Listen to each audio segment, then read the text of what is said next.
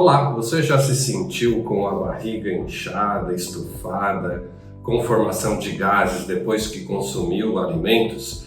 Você teve já algum desconforto intestinal ou mesmo gástrico depois da ingesta de alimentos?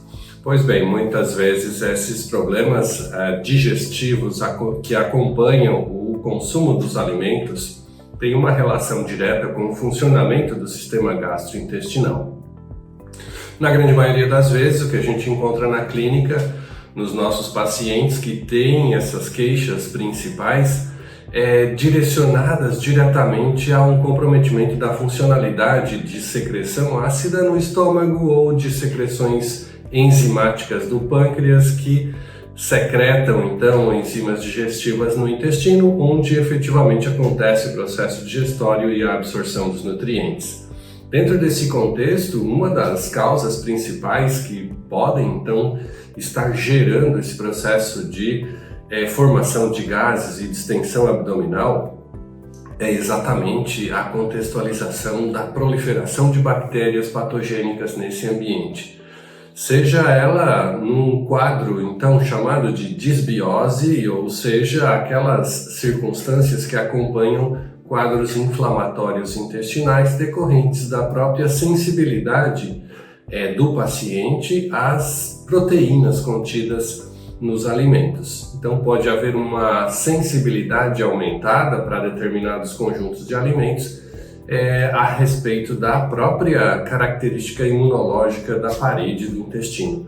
Dentro desse contexto, a resposta imunológica gera um quadro inflamatório, gera aumento de permeabilidade intestinal e pode, na presença de bactérias patogênicas chamadas disbióticas, especialmente as gram-negativas, podem gerar um quadro de permeabilidade de partes das bactérias para a corrente sanguínea.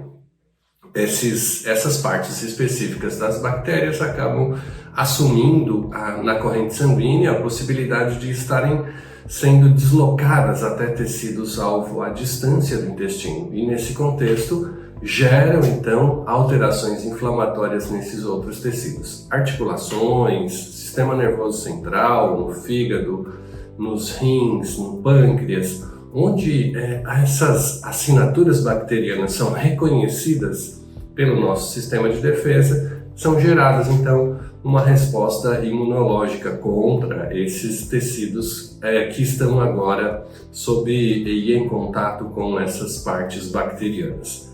Isso efetivamente acontece nesses pacientes e que normalmente são queixas secundárias que não são direcionadas, não são relacionadas inicialmente com os quadros intestinais.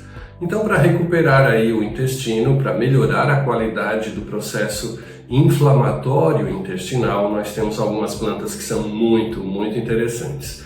Nós já havíamos falado num outro vídeo sobre duas plantas que eram importantes para o sistema gástrico, para controle de úlceras gástricas, que eram Maiteno silicifolia, espinheira santa, e Guaçatonga, Casearia silvestre. Essas duas plantinhas a gente reorienta para que sejam utilizadas dentro desse protocolo terapêutico de controle intestinal. Mas a gente pode acrescentar plantas adicionalmente a esse contexto de protocolos integrativos, para que melhore ainda mais a qualidade do sistema digestório.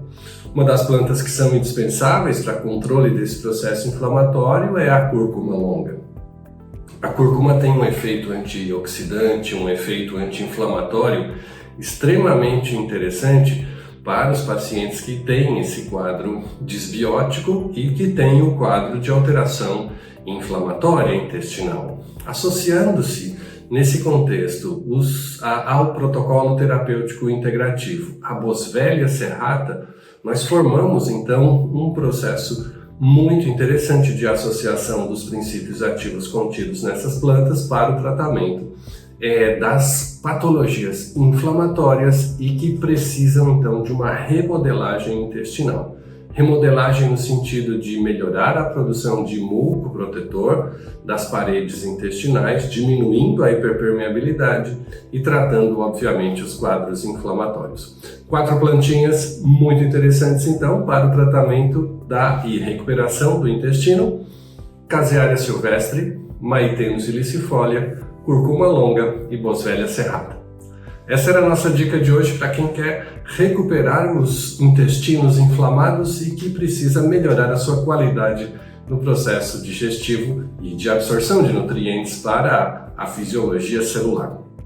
Forte abraço, nos vemos no nosso próximo encontro. Não percam as dicas em fitoterapia clínica e integrativa que nós estamos divulgando aqui para todos vocês.